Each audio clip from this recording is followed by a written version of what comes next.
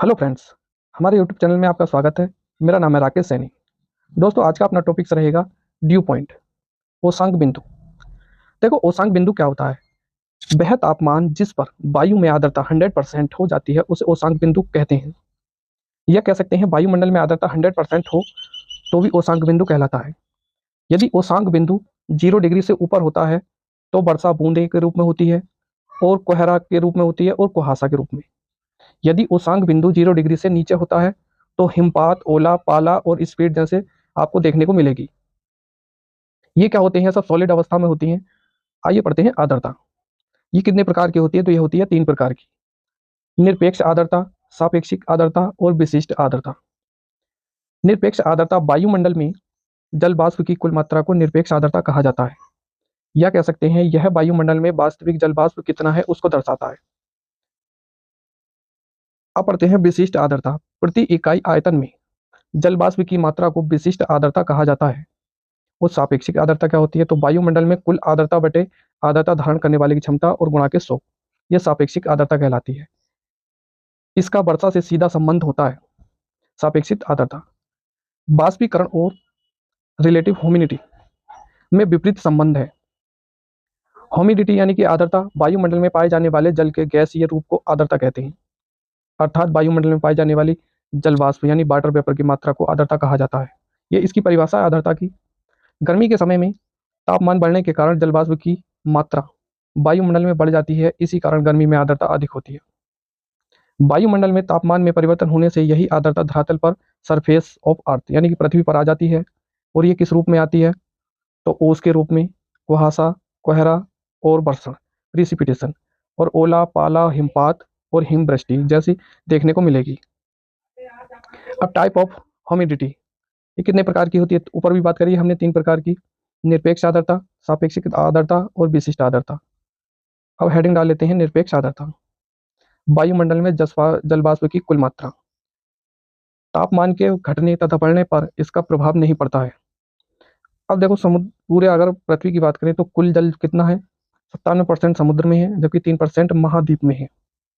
समुद्री क्षेत्रों के ऊपर इसकी मात्रा अधिक देखने को मिलती है, जबकि महाद्वीपीय क्षेत्र में इसकी मात्रा कम होती है।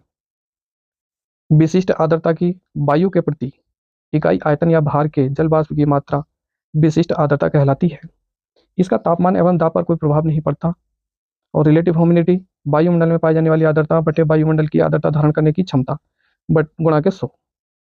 इसका संबंध किससे होता है? वर्षा से होता है। यदि तापमान अधिक होगा तो सापेक्षिक आर्द्रता कम होगी और साफ मौसम रहेगा, और जबकि तापमान अगर कम होगा तो सापेक्षिक आर्द्रता ज़्यादा होगी और बरसात होने की संभावना को दर्शाएगा। वर्षण, प्रिसिपिटेशन, वर्षा का जल पृथ्वी की सतह पर आना प्रिसिपिटेशन कहलाता है, जैसे इस डायग्राम में आप देख सकते हैं।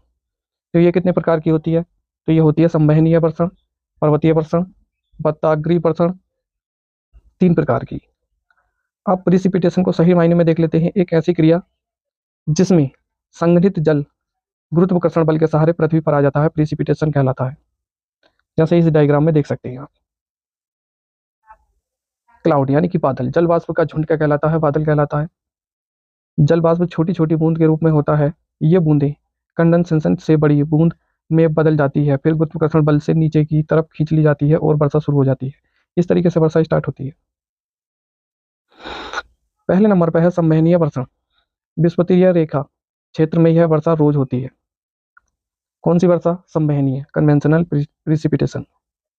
अधिक तापमान के कारण जलवाष्प वायु के सहारे ऊपर उठता है, और ऊपर उठने पर तापमान कम होता है। ऐसी स्थिति में वायु का संघनन होता है और वर्षा शुरू हो जाती है, कन्वेंशनल प्रिसिपिटेशन कहलाता है।